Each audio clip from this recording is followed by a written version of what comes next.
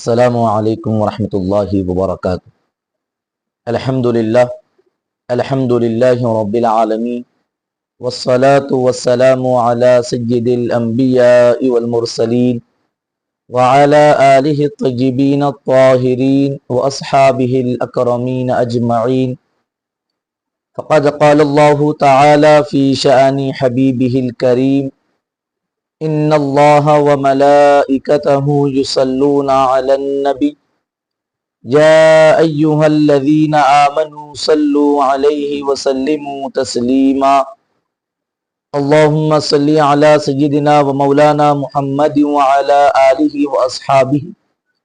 افضل صلواتک وعدد معلوماتک وبارک وسلم صلاۃ وسلاما علیک یا رسول اللہ صلی اللہ تعالی علیہ وسلم۔ محترم ناظرین کرام، بزم طلباء قدیم و محبان جامع نظامیہ جدہ کی جانب سے یہ ہفتہ واری پروگرام درس ہشت بہشت راہ سلوک و تزکیہ نفس کے نام سے ہم آپ کی خدمت میں پیش کرنے کی سعادتیں اور برکتیں حاصل کرتے ہیں۔ یاد رہے کہ اس پروگرام میں ہم کتاب ہشت بہشت سے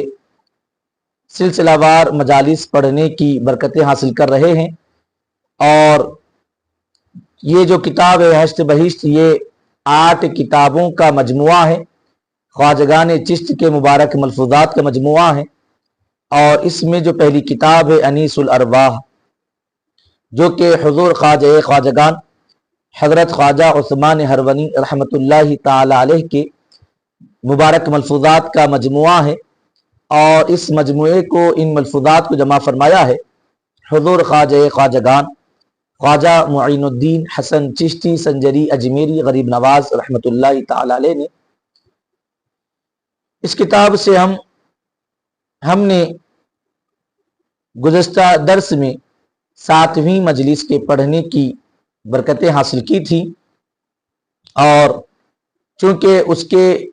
اس مجلس کے حوالے سے چند خلاصے اور چند وضاحتیں اور چند حکمتیں اس مجلس اس درس کے حوالے سے آپ کی خدمت میں عرض کرنا ہے، اسی لیے اسی مجلس سے جو عرض کرنے والی باتیں رہ گئی تھیں ان کو آپ کی خدمت میں پیش کرنے کی ہم سعادتیں حاصل کرتے ہیں۔ کہ ناظرین کرام، سب سے پہلے یہ بات اچھی طرح جان لیں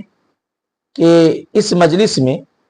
2 عنوانات پر حضرت نے گفتگو فرمائی۔ پہلا عنوان تھا مومنوں کو اذیت پہنچانے کے متعلق۔ اس کے متعلق حبیب پاک صلی اللہ تعالی علیہ وسلم کا ایک قول مبارک حضرت نے نقل فرمایا تھا کہ حبیب پاک صلی اللہ تعالی علیہ وسلم نے ارشاد فرمایا کہ مومن کے سینے پر 70 پردے ہوا کرتے ہیں، اور ہر پردے پر 70 فرشتے موجود ہوا کرتے ہیں، یعنی مومن کے دل پر 70 پردے ہیں، اور ہر پردے پر 70 فرشتے نگران ہیں۔ اور آقا علیہ الصلوۃ والتسلیم ارشاد فرماتے ہیں، جس کو حضور خواجہ خواجگان خواجہ عثمان ہرونی رحمۃ اللہ تعالی علیہ نے نقل فرمایا ہے کہ آقا علیہ السلام ارشاد فرماتے ہیں کہ اگر کوئی آدمی کسی مومن کو اذیت پہنچاتا ہے، تکلیف دیتا ہے، ستاتا ہے، تو پھر ہر پردے یعنی 70 پردے اور ہر پردے پر جو 70 فرشتے نگران ہیں، وہ ایسا ہے کہ جس نے ان تمام فرشتوں کو اس نے اذیت پہنچائی، ان تمام فرشتوں کو اس نے ستایا ہے۔ اور پھر دوسرا عنوان نماز سے متعلق رہا، جو حضرت نے اس کو موضوع سخن بنایا۔ اس سے اندازہ ہوتا ہے کہ خواجگان چشت علیہم الرحمت و رضوان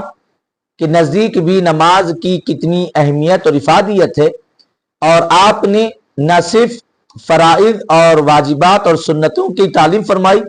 بلکہ نفل نمازوں کی بھی تلقین فرمائی ہے۔ اور کمال درجے کی بات یہ ہے کہ حضرت ارشاد فرماتے ہیں کہ مشائخ ما گزار دے ان کہ ہمارے مشائخین فرائض کی ادائیگی کے بعد ان فضیلت والے نوافل کو ادا کرتے ہیں۔ یعنی حضرت نے جہاں نفل نمازوں کی فضیلتوں کو بیان فرمایا، جیسا کہ آپ گزشتہ درس میں پارٹ 1 میں آپ سن چکے ہیں کہ ظہر کی نماز سے قبل، فرض نماز سے پہلے 4 رکعت اگر کوئی سنتیں ادا کرتا ہے تو پھر اللہ رب العزت اس کی 1000 حاجتوں کو پورا فرما دیتا ہے۔ مولا تعالیٰ اسے بہشت کی یعنی جنت کی خوشخبری عطا فرماتا ہے، اور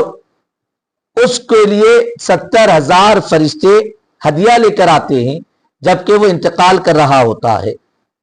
اور اس کے انتقال کرنے پر اس کی قبر پر ان تحفوں کو پیش کرتے ہیں، اور پھر 70 جنتی لباس پہنا کر اس کو جنت میں داخل کیا جاتا ہے۔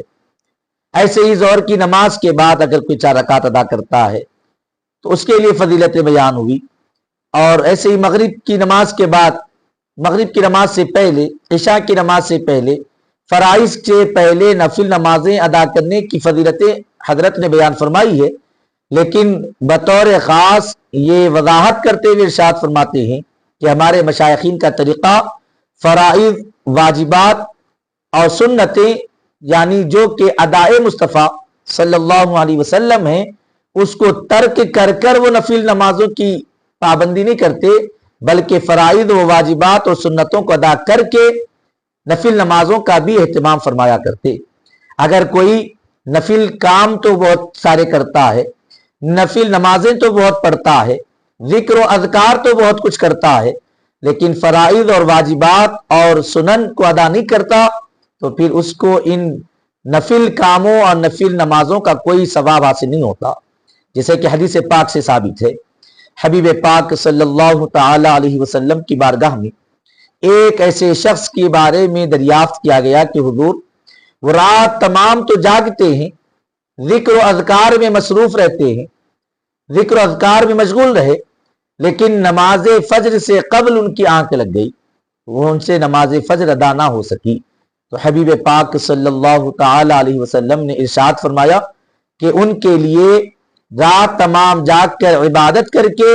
صبح نماز فجر کو ترک کرنے سے بہتر یہ ہے کہ وہ رات تمام سوئے رہتے، عشاء کی نماز ادا کر کر سو جاتے اور پھر نماز فجر ادا کر لیتے، تو مولا تعالی رات کے آغاز پر نماز عشاء ادا کرنے اور دن کی ابتدا میں نماز فجر پڑھنے کی برکت سے پوری رات عبادت کا ثواب ان کے نام اعمال میں درج فرما دیتا ہے۔ یہ تو اس سے بہتر ہے کہ رات تمام جاگنے، عبادت کر کے رات کی ابتدا پر عشاء چھوڑ کر یا پھر دن کے آغاز پر دن کی ابتدا میں صبح صادق کے وقت سے قبل جو ہے فجر کی نماز ترک کرنے سے بہتر تو یہ ہے کہ رات ذکر و اذکار میں گزارنے کے بجائے، نفل نمازوں میں ادا کر گزارنے کے بجائے عشاء کی نماز پڑھ کر بندہ سو جائے اور فجر کی نماز ادا کر لے۔ تو آقا علیہ السلام فرماتے ہیں کہ وہ شخص جس نے رات جاگ کر عبادت کی مگر فجر ترک کر دیا اس نے کوئی کمال نہیں کیا، لیکن کسی نے رات عشاء کی نماز بھی پڑھی، صبح فجر کی نماز بھی ادا کی تو اس نے واقعی کمال کیا۔ مولا تعالیٰ پوری رات کی عبادت کا اجر و ثواب عطا فرماتا ہے۔ تو لہذا ناظرین کرام، بزرگان چشت کی مبارک تعلیمات یہ ہمارے سامنے ہیں کہ فرائض، فرض اور واجب و سنت نمازوں کی پابندی ہم کو کرنا ہے، اور پھر اس کے بعد فضیلتیں حاصل کرنے کے لیے، چونکہ نفل نمازیں اللہ کی قربت حاصل کرنے کا ذریعہ ہوتی ہیں، جیسے کہ صحیح حدیث پاک حدیث قدسی ہے کہ مولا تعالیٰ ارشاد فرماتا ہے کہ بندہ نوافل کی کثرت سے میرے قریب ہو جاتا ہے۔ بندہ جب نفل نمازوں کی کثرت کرتا ہے تو یہاں بھی مراد فرائض اور واجبات اور سنتوں کی ادائیگی کے بعد مراد ہے۔ جب بندہ نفل نمازوں کی کثرت کرتا ہے، نفل کاموں کی کثرت کرتا ہے تو پھر پروردگار عالم ارشاد فرماتا ہے کہ میں اسے اتنا قریب کر لیتا ہوں کہ اب حالت یہ ہوتی ہے کہ زبان اس کی ہوتی ہے، کلام پروردگار فرماتا ہے، ہاتھ اس کے ہوتے ہیں اور مگر پکڑنے کی قوت مولا تعالیٰ کی ہوتی ہے، دیکھتا آنکھیں اس کی ہے مگر دیکھنے کی قوت اور شان مولا تعالیٰ کی ہوتی ہے، پیر اس کے ہوتے ہیں لیکن مسافت طے کرنے کی طاقت اور قوت اللہ رب العزت اپنے فضل و کرم سے بڑھا دیتا ہے اور اپنی قدرت کے کرشمے ان کے ذریعے ظاہر فرماتا ہے۔ تو محترم ناظرین کرام، یہ ایک بات بطور خاص اپنے ذہن نشین رکھیں، اگر مولا تعالیٰ نے ہم پر جب فضل کیا ہے، اہل سنت و جماعت سے ہم کو وابستگی نصیب فرمائی، صحابہ کرام کے ادب، اہل بیت اطہار سے محبتوں کی نعمتوں سے سرفراز کیا، اولیاء کرام کے آستانوں اور ان مبارک ہستیوں کی مبارک وجود اور ذاتوں سے ہم کو تعلق اور نسبت عطا کی ہے، تو پھر ہم ضرور بضرور اس سے جتنا ممکن ہو سکے فائدہ اٹھائیں، استفادہ کرنے والے بنیں۔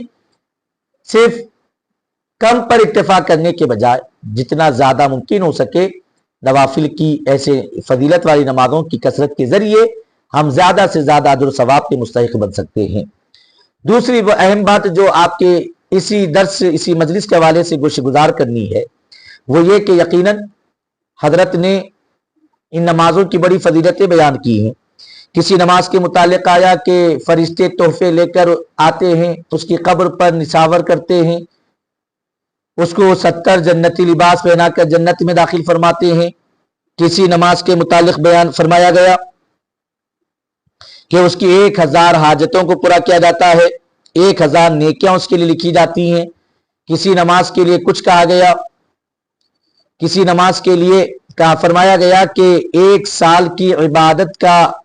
ثواب اس کے نام اعمال میں لکھا جاتا ہے، اور ایسے ہی کسی نماز کے متعلق فرمایا گیا کہ جنت میں اس کے لیے محل تعمیر ہوتا ہے اور تمام عمر عبادت کا اجر و ثواب اس کو حاصل ہوتا ہے۔ ایسی کسی نماز کے بارے میں فرمایا گیا کہ روز قیامت عرش کے سائے کے نیچے اس کو جگہ عطا کی جائے گی۔ بہرحال بہت ساری فضیلتیں، مختلف نمازوں کی مختلف فضیلتوں کو حضرت نے بیان فرمایا ہے۔ اب سوال ہی پیدا ہوتا ہے، بعض حضرات کے ذہنوں میں سوال خود ابھرتا ہے، تو بعض جگہوں پر بعض لوگ شرارتاً کچھ سوالات اس پر اٹھاتے ہیں، پیدا کرتے ہیں سوالات کے یہ نمازوں کی فضیلتیں حضرت کو کس نے سنائی، یہ حضرت کو کہاں سے پتا چلا، ان فضیلتوں کو حضرت نے کیسے بیان کیا، یہ نمازیں فضیلت والی اگر واقعی ہوتی تو ان نمازوں کی خبر حبیب پاک علیہ السلام نے کیوں نہیں عطا فرمائی، کیوں سرکار دو عالم علیہ السلام نے ارشاد نہیں فرمایا، یا پھر ان کو کیسے خبر ملی۔ تو محترم ناظرین کرام، ہم یہاں ایک بات واضح طور پر عرض کرتے چلیں کہ حضرت نے یقیناً جو فضیلتیں، جو نمازوں کی فضیلتوں کو بیان کیا ہے، یہ بھی حضرت نے اپنے سے نہیں سنایا، اپنے سے نہیں بیان فرمایا ہے، بلکہ یہ بھی حبیب پاک صلی اللہ تعالی علیہ وسلم کے ارشادات ہی کی روشنی میں ہے۔ لیکن ایک بات اچھی طرح ہم جان لیں کہ سرکار مدینہ صلی اللہ تعالی علیہ وسلم نے جہاں آقا علیہ السلام نے قرآن ہم کو دیا اور احکام شرع بیان فرمائے، وہیں سلوک کی منزلیں طے کرنے کے راستے اور اس کے احکامات، نفس کی تربیت اور نفس کی پاکیزگی، قلب کا تصفیہ اور نفس کا تزکیہ کے امور بھی حبیب پاک علیہ السلام نے انجام دیے اور اس کی احکام اور اس کے متعلق ارشادات بھی بیان فرمائے۔ لیکن احکام شرع کا تعلق ظاہر اعمال سے ہے، تو ان سے متعلق ارشادات اور احادیث مصطفیٰ صلی اللہ تعالی علیہ وسلم کو عام فرمایا گیا اور کتب حدیث میں نقل کرتے ہوئے ان ارشادات کو حبیب پاک علیہ السلام کے بالکل لوگوں کے سامنے ظاہر فرما دیا گیا۔ لیکن تزکیہ نفس اور تصفیہ قلب کا تعلق، راہ سلوک کا تعلق باطنی امور سے ہے، تو جب امور باطن سے متعلق ہیں، جب کام چیزیں ہمارے باطن سے متعلق ہیں، تو اس سے متعلق احکامات اور ارشادات مصطفیٰ صلی اللہ تعالی علیہ وسلم کو بھی جو اس کے اہل نظر آئے اور اس منزل کے راہ چلنے والے نظر آئے، انہی کے سامنے ان باتوں کو بیان فرمایا گیا۔ بہرحال بالکل بات کو آسان کرتا ہوا اس کو 2 ہی جملوں میں یوں کہا جا سکتا ہے کہ کچھ ارشادات آقا علیہ الصلوۃ والتسلیم کے وہ ہیں جو کتاب در کتاب ہم تک پہنچے، اور کچھ ارشادات آقا علیہ الصلوۃ والتسلیم کے وہ ہیں جو سینہ بسینہ بیان فرمائے گئے اور بزرگوں نے اپنے اکابرین سے ان ارشادات اور ان تعلیمات کو حاصل کیا اور اپنے بعد والوں کو ان سے سرفراز فرمایا ہے۔ وگرنہ وہ چاہے کتاب سے حاصل ہونے والا علم ہو या फिर बुजुर्गों के सीने से हासिल होने वाला फैज हो। दोनों का ताल्लुक नबी पाक सल्लल्लाहु ताला अलैहि वसल्लम से है। हबीब पाक अलैहिस्सलातु तस्लीम ही मंबा व मरकज हैं। आका अलैहिस्सलातु तस्लीम ने ही तमाम बातों को बयान फरमाया है। किताब से आने वाला इल्म उलमा ने दर्शन अपने शागिर्दों को पढ़ाया है और सीने से इस्तिफादा कल्ब मुस्तफ़ा सल्लल्लाहु ताला अलैहि वसल्लम से और उसके फैजान से हासिल होने वाला इल्म को बुजुर्गान तरीक़त ने अपने मुरीदान सादिका की कल्ब की तसफ़ाई और नफ्स की पाकीज़गी के साथ उन उलूम से उनको सरफराज फरमाया है। दोनों भी सरकार दो आलम अलैहिस्सलातु तस्लीम ही से निकलते हैं, जैसा कि हदीस पाक है। चूंकि वक्त कम है इसीलिए हम अरबी मतन पढ़ने की जो है कोशिश नहीं कर रहे, बिल्कुल उसका मतलब और मफहूम अर्ज कर रहे हैं कि हजरत सैयदुना अबू हुरैरा रज़ियल्लाहु ताला अन्हु इरशाद फरमाते हैं कि हबीब पाक अलैहिस्सलाम ने मुझे 2 बर्तनों का इल्म अता फरमाया। एक बर्तन का इल्म तो मैंने लोगों में बयान कर दिया है, जैसे कि हम देखते हैं कि कसरत से आप हदीसों को रिवायत फरमाते हैं और फिर आप खुद फरमाते हैं कि दूसरे बर्तन का इल्म मैंने जाहिर नहीं किया, अगर मैं वो जाहिर कर दूं तो लोग मुझे कत्ल कर देंगे, लोग मेरे सर को तन से जुदा कर देंगे। क्यों? ये कौन सा इल्म है? जब नबी ने दिया है तो फिर लोगों तक उसको बयान आगे क्यों जाहिर नहीं किया गया? तो बुजुर्गान तरीक़त ने इरशाद फरमाया है कि ये वो उमूर हैं, ये वो उलूम हैं जो हर कस नाकस के पल्ले नहीं पड़ते। जिसको उसका अहल समझा जाता है उन्हीं तक उसका इल्म पहुंचाया जाता है। ऐसा नहीं है कि वो इल्म को मफकूद कर दिया गया, उस इल्म को छोड़ दिया गया, आका अलैहिस्सलातु तस्लीम से हासिल हुए उस फैज़ान को खत्म कर दिया गया, नहीं, बल्कि वो इल्म भी बाकी है, लेकिन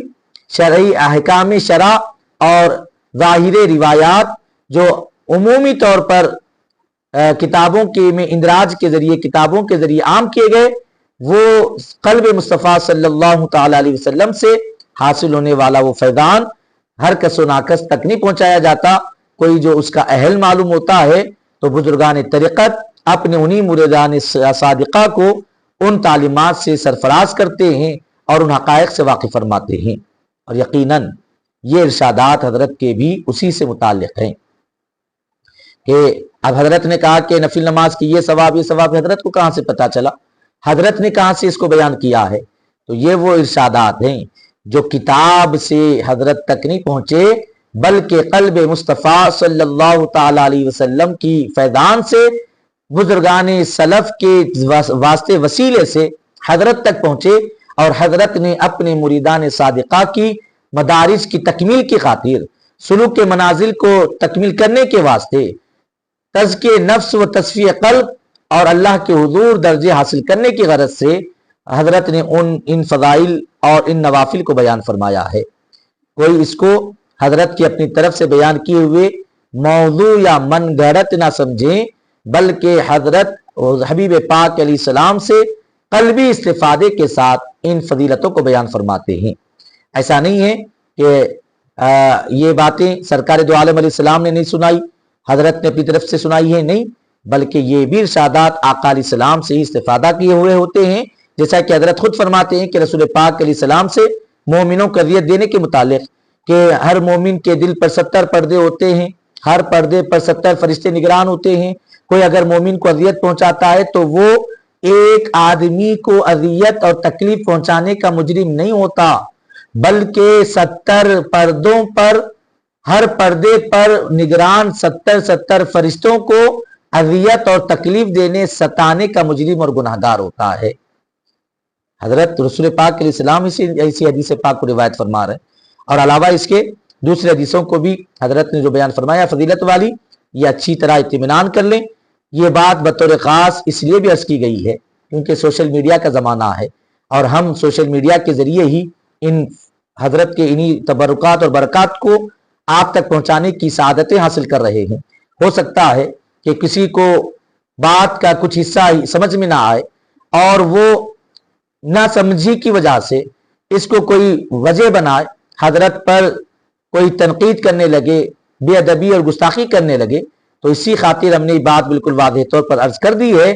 کہ یہ ارشادات بھی حبیب پاک علیہ السلام ہی سے جاری ہوتے ہیں، لیکن یہ کتاب میں اگر نہ ہو تو اولیاء کو قلبی فیضان کے ذریعے حاصل ہوتے ہیں۔ البتہ یہ سینہ بسینہ علوم جاری ہوتے ہیں، اس کا ثبوت احادیث مبارکہ میں موجود ہے۔ ایک حدیث پاک تو ہم نے آپ کی خدمت میں عرض کر دی ہے، حضرت ابو ہریرہ رضی اللہ تعالیٰ عنہ کے ارشاد پاک کی روشنی میں، تو اس کے علاوہ اور بھی دلائل موجود ہیں۔ تو اس کی وجہ سے اگر کوئی بات ہمیں سمجھ میں نہ آتی ہو تو ہمیں اس کی دلائل کو تلاش کر اس پر اطمینان حاصل کرنے کی ضرورت ہے، نہ کہ ضد اور جلد بازی کرتے ہوئے بزرگوں کی شان میں بے ادبی اور گستاخی کی جائے۔ آپ ذرا اندازہ کریں، بالخصوص سوشل میڈیا سے جڑے نوجوانوں کو یہ نصیحت ہم کرنا چاہتے ہیں کہ آج آپ خوف خدا کی بات کرتے ہو، آج آپ یہ فکر ظاہر کرتے ہو کہ جب حدیث نہیں ہے تو اس کو حدیث کہہ کر کیسے بیان کیا گیا، جب یہ پہلے کی کتابوں میں نہیں ہے تو یہ حضرت نے یا پھر بزرگوں نے اپنی طرف سے کیسے بیان کیا ہے۔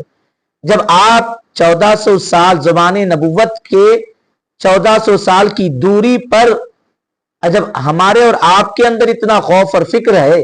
تو آپ اندازہ کریں کہ مولا تعالیٰ نے جن کو اپنی محبوبیت سے، جن کو اپنی ولایت سے سرفراز فرمایا ہے، وہ کیسے حبیب پاک علیہ السلام پر جھوٹ کہہ سکتے ہوں گے، وہ کیسے غلط باتیں بیان کرتے ہوں گے، وہ کیسے اپنے سے اضافہ کر کے بات بیان کریں گے؟ ہرگز بھی ایسے نہیں ہو سکتا ہے، بلکہ یہ ہم سے زیادہ خوف خدا رکھنے والے ہیں، یہ ہم سے زیادہ حبیب پاک علیہ السلام کی نسبت کا لحاظ اور خیال رکھنے والے ہیں، یہ ہم سے کئی گنا زیادہ احساس اور فکر رکھنے والے ہیں، بلکہ ہم تو بس دین کو پڑھنے سمجھ کر عمل کرنے والے ہیں۔ اللہ نے ان کو دین پھیلانے کے لیے ان کا انتخاب فرمایا ہے، تو جو دین پھیلانے کے لیے چنے گئے ان سے غلط باتیں پھیلائی نہیں جاتی، بلکہ مولا تعالیٰ ان کی حفاظت فرماتا ہے، اور وہ غلط باتوں کو نہیں پھیلاتے،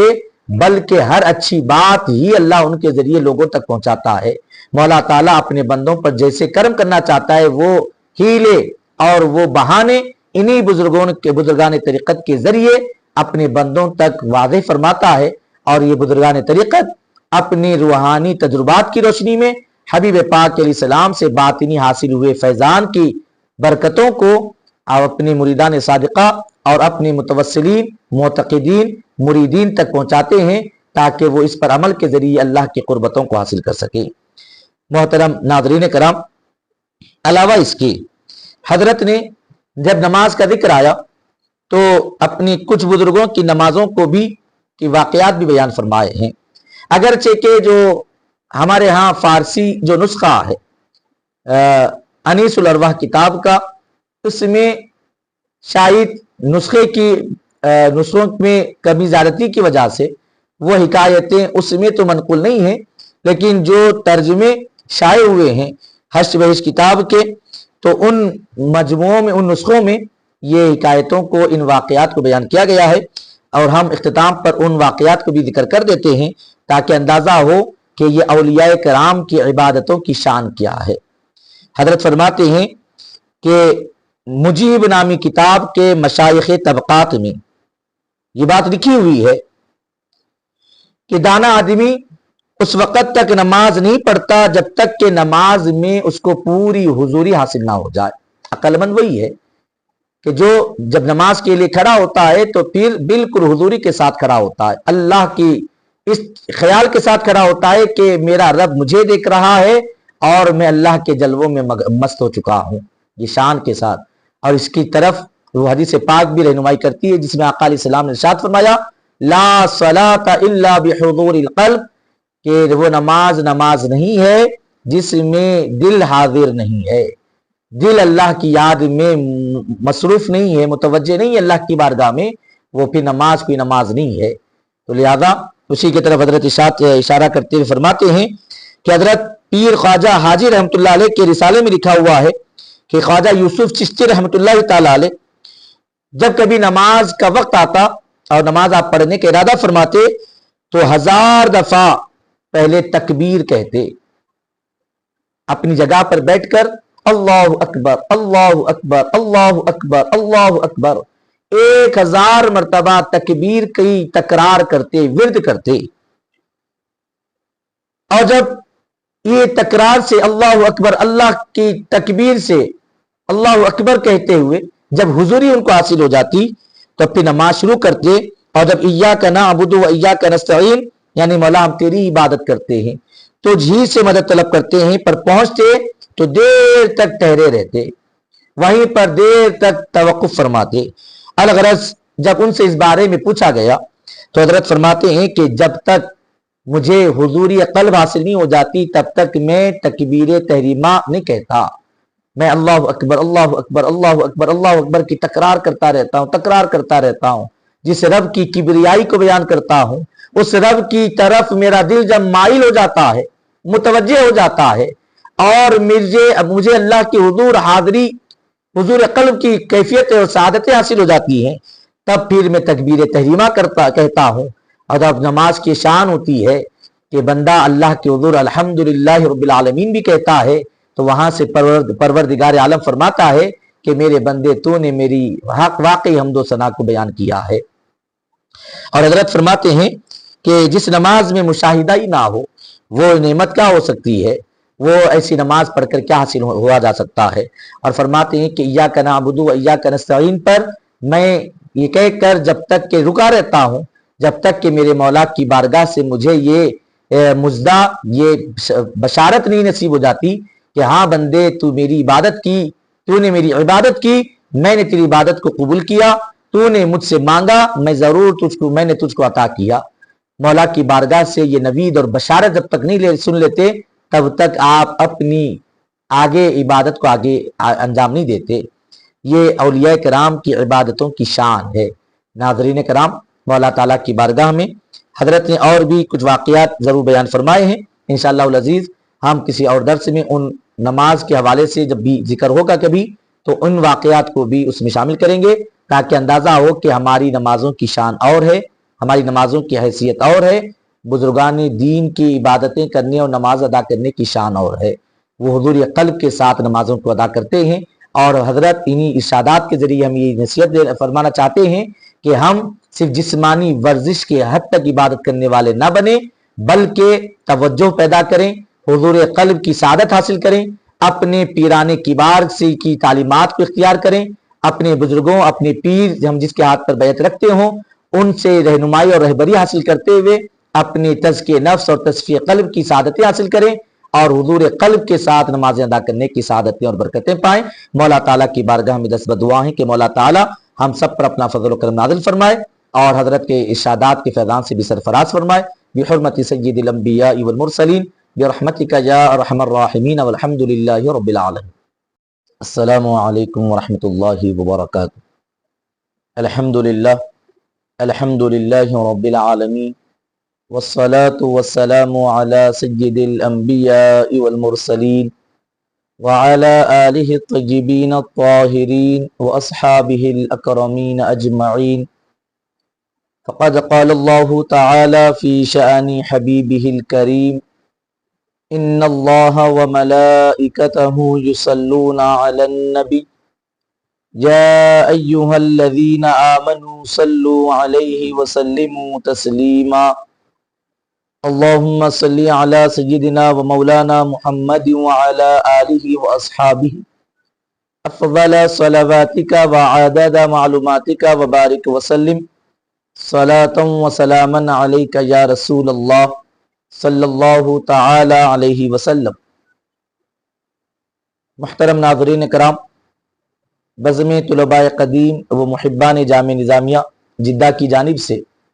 یہ ہفتہ واری پروگرام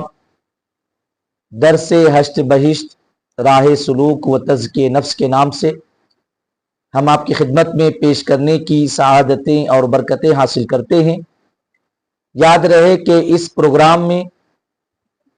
ہم کتاب حشت بہشت سے سلسلہ وار مجالس پڑھنے کی برکتیں حاصل کر رہے ہیں، اور یہ جو کتاب ہے حشت بہشت یہ 8 کتابوں کا مجموعہ ہے، خواجگان چشت کے مبارک ملفوظات کا مجموعہ ہے، اور اس میں جو پہلی کتاب ہے انیس الارواح جو کہ حضور خواجگان حضرت خواجہ عثمان ہرونی رحمۃ اللہ تعالی علیہ کے मुबारक मलफूजात का मजमुआ है।